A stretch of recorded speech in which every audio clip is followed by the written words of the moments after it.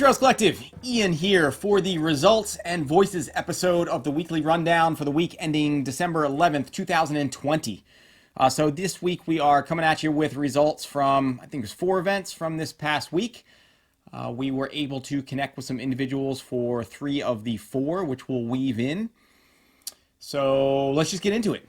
So this past weekend, December 5th, the Devil Dog Ultras, typically 100K and 100 mile in Prince William Park in Triangle, Virginia, had to restructure into a limited field size 50K called the Quarantine Puppy 50K.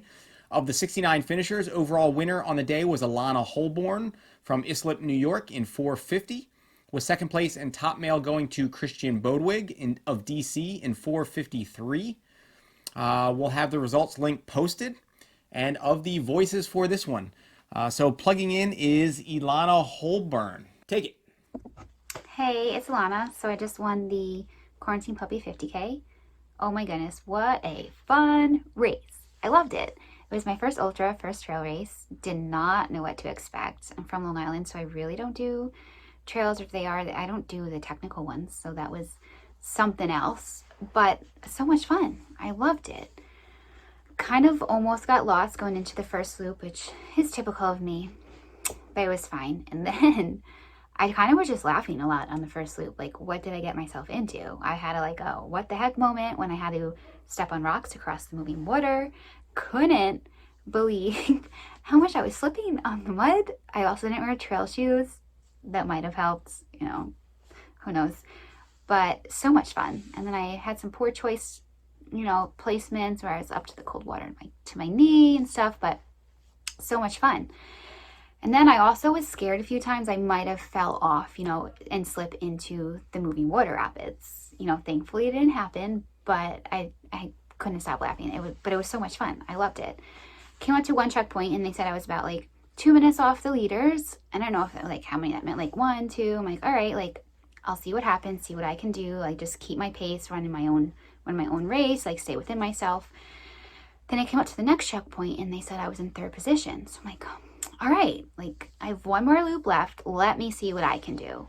Didn't think I'd really see them anytime soon, but it was into the 3rd loop where I came upon 2 people. I'm like, are they in the race? Are they just, because I saw other random runners too. Sure enough, they were in the race. And I was like, oh my goodness. Can you imagine if I actually have a chance at winning this thing? That would be insane. So I decided to take a chance. I don't know if I should kind of hang out with them or go for it. I didn't really know when's too soon to go in an ultra. I just know you probably shouldn't be sprinting, so I had to make a move. So I guess it was 6 or 7 miles off to go. I said, all right, let's go for it. Gonna make it hurt. Take a chance, risk it. If they beat me, then it's gonna be, at least I gave a valiant effort. So I decided to have some fun with it. Went by them. Except I guess I was getting a little tired because then I started slipping more in the mud, fell again. But I couldn't believe how amazing I still felt. My legs felt great, and I'm really unsure how, but I loved it. It was amazing. However, with 2 or so miles left, I fell again. Kind of shook me up a little bit. My leg was kind of weird, and I'm like, you know what? Shoot, this dude's gonna have to go around me. I'm like, you know what? As long as I don't walk, that's my thing. I don't want to walk at all in this ultra. And so for me, a lot of big mental victories here. Essentially, running alone for 5 hours, but I did not let myself walk any of the uphills. I guess you kind of had to climb over some rocks and roots, but still, said as long as you keep moving forward and don't walk, it was victory. And then I feel like I hit a wall maybe with 1.5 miles to go. I was like, shoot, that last wall kind of made my quads tired. But I figured I felt amazing up to that point. So what's another mile or 2, so they just have to give a great effort, keep it moving. And then I got to the finish line and I'm like, all right, you know what? A dude beat me. I guess it's not the worst thing. My first ultra, first trail race. And then he was from the first wave start. So I actually won. And I could not believe I actually won the thing. So much fun. Thank you guys for putting on an awesome race. We'll definitely be back. I loved it. And then also was Pat Early, co-founder of one of the tastier sounding running clubs in the entire world. What's up, Trails Collective? This is Pat Early. I'm the co-founder of the Dairy Queen Track Club, also known as DQTC, based in Montclair, Virginia, across the street from Prince William Forest. We run a ton of miles out there, and it's also the site of the Devil Dog Ultra Series. Normally, Tony and her crew would be putting on the Devil Dog 100 miler and 100K this past weekend. I've done both of these events. I can tell you they're awesome events. Tony and her crew do a great job of making these fun, enjoyable events. And due to COVID restrictions and permits this year, unfortunately, she had to cancel those events, but instead replaced it with a Quarantine Puppy 50K. It was a new 3-loop course, and it was capped at 75 people. It filled up fast, and come race day, she had 70 of those 75 people show. DQTC had volunteered to run the aid station in the middle around mile 5. And leading up to the race, it looked like the weather was going to be terrible. It looked like it was going to rain all day Friday and Saturday and just be a complete mess, both for preparing for the race as well as the race itself. Somehow the rain tightened up to just be Friday night, so we were able to set everything up the night before with no rain. It rained once it got dark, basically, and by the time the race started Saturday morning at 7 a.m., it had rained, but it had stopped, so it made for some really muddy trails and some high rivers, but the race went off with no issues. Of the 75 people signed up, she had 70 of them start and only one DNF in the race, which is really impressive if you think about the condition of the trails and how it all played out. Working the aid station in the middle, things went very smoothly. We had plenty of room to space out. Runners did a great job of grabbing what they need safely, wearing masks, following protocol, so there was no concerns or issues from my perspective in that front. And overall, it was a great race. I'd like to give a congratulations to Alanna Hollborn, who won the race with a time of 4:50. I believe it was her first trail and first ultra marathon race, so great job there, Alanna. And Christian Bodwig was the first male with a time of 4:53. Rounding out the top 4 are DQTC's Judy Dodorf with a time of 5:01 for third place, and Mike Crossin of DQTC in a time of 5:04 for fourth place. I'd also like to give a shout out to Ben Schaftel and Anthony Davis, both with DQTC, in a 8th place and 18th place finish. For a detailed race recap, I'm going to kick it over to Mike Crossin, who was 4th overall. Interesting about Mike is this was his first 50K, and Mike's only run about 230 miles this year. Mike's a big biker, a triathlon guy, so he really did an exceptional job given his first 50K. And here's Mike for the details. Thank you, Pat. You are correct. This is my first trail race and ultra distance event. Prior to this race, I had only run 239 miles for all of 2020. I spent the majority of the year recovering from a femoral neck fracture that I sustained in November of 2019. And instead of running, I've been logging a lot of time on the bike that you see behind me. This is a special event for DQTC, with it being right in our backyard where many of us, if not all of us, run the majority of our daily miles. The change in format to the 50K really appealed to me, along with the 3-loop course of around 10 miles and over 1,000 feet of climbing. My goals were that of completion over competition. With having run so few miles, it was much of a guess if I could complete the event, let alone be competitive. As Pat noted, the weather played a large factor, with a lot of overnight rain and lower temps, which left several sections of the trail covered in water, or in other cases washed out. Particularly challenging were miles 6.5 to 8 of each loop, where we encountered long stretches of ankle deep to calf deep water with no choice but to run right on through. A fellow racer commented to me that several of these sections in particular were wearing him down, and he was struggling to maintain his pace.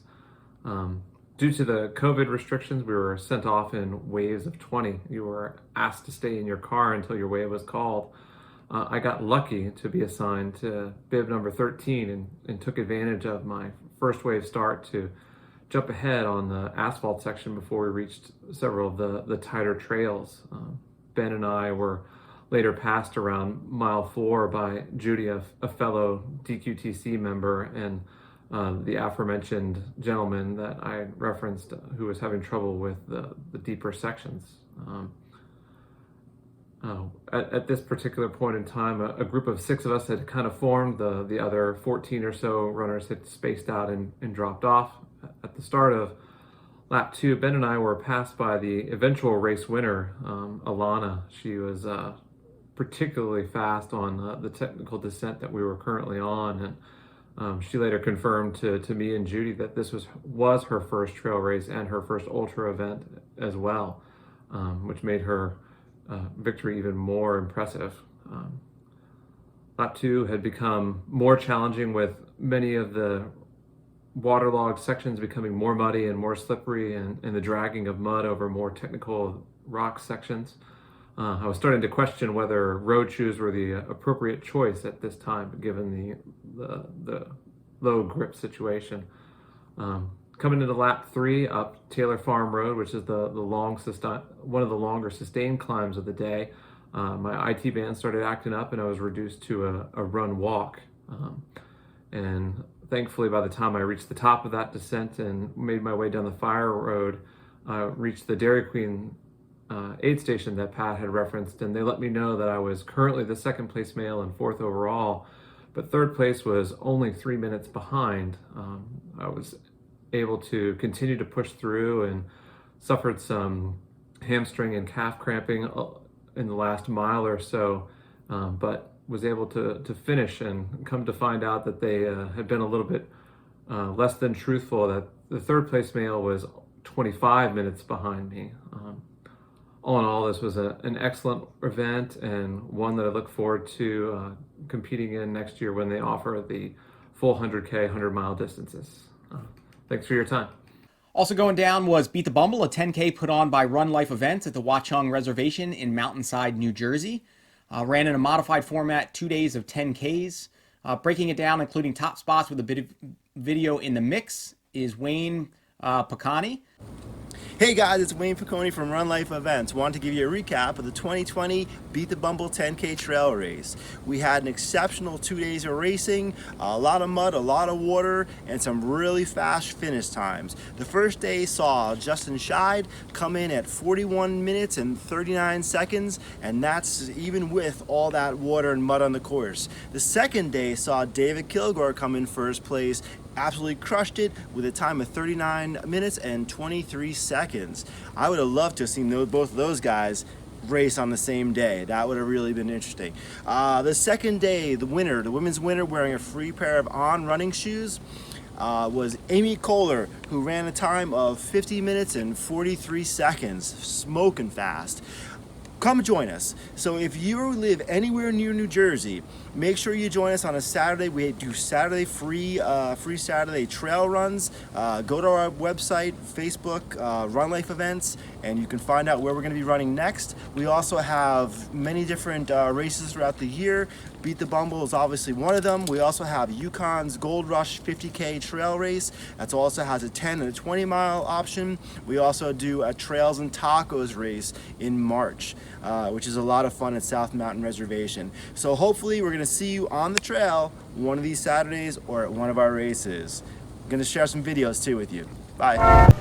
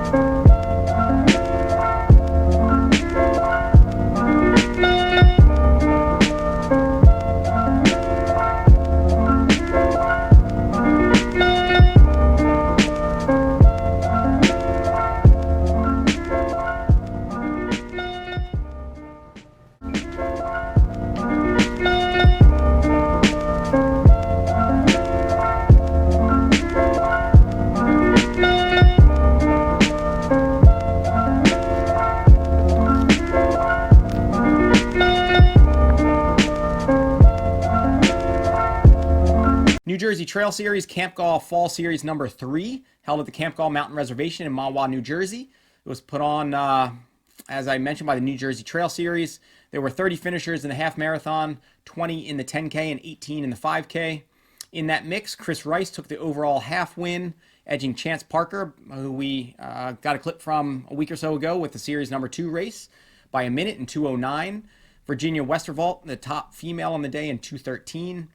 Ernie Latham and Melissa Glynn took the top 10K spots, and Sean Hayes and Suzanne Lebert rounded out the podium, or the top spots in the 5K. December 6th, the Dirty Bird Trail 15K and 30K was run in French Creek State Park in Birdsboro, PA, put on by the crew at Pretzel City Sports. This is a course that was in my relative backyard growing up. I grew up maybe 10 minutes from French Creek, and so they were my home trail, so to speak. I haven't run any races down there, but a lot of fond memories of them being my home trails. Of the 154 finishers in the 15K, the top male slot went to Brian Wiest of Wallingford in 104, with a female win to Anne-Marie Everhart of Philly in 115.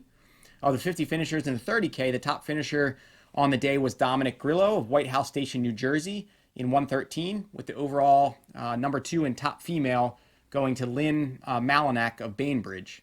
We checked in ahead of time with entrant Amanda Edwards, who sent in this clip post 30K race, and we'll use it to take you out of this episode. Stay tuned for FKT Friday this week, tomorrow, or which we'll post Friday. And stay tuned also for details of the New Year's Eve episode that we're working on pinning down. Will be variety show style format, most likely between maybe like 7:30 and 9:30 or 10 on New Year's Eve. So stay tuned for that. As always, gives the heads up if we are missing events in this mix or results.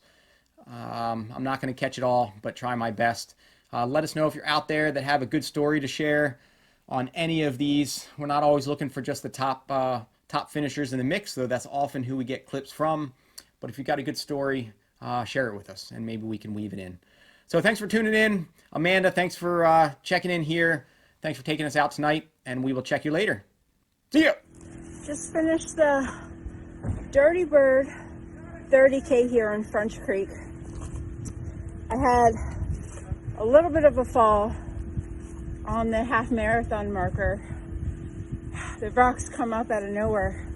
They're just like camouflaged into the ground, and they're really just jagged, so they're just constantly coming in different directions, and you're just constantly having to watch your feet. It was very muddy. Towards the end I did fall into the mud, trying to get around the mud, so that was really fun. I had a little bit of a scrape on my leg, but it's a great consolation prize because I just found out that I got 5th in my age group, which is 35 to 40. I'm going to be 38 in 2 weeks, so it's great. I did the 15K last year with the Dirty Bird. The 30K was fun, and it ended up being a little bit more than 30K, but you know, Pretzel City Sports puts on a really good shindig here, and the camaraderie in the running field, the running people are just awesome. I got to pace with a lot of different people on the second loop, which was great. The first loop, I paced with a man dressed like up as a pope, which was the only costume that I saw, but he nailed it. And man, what a fun day. Lucked out with the weather. Couldn't get better than this. Great ending for this crappy 2020. But man, it's always good to accomplish something, and it's always fun to do a race with a bib. Thanks. Have a great day.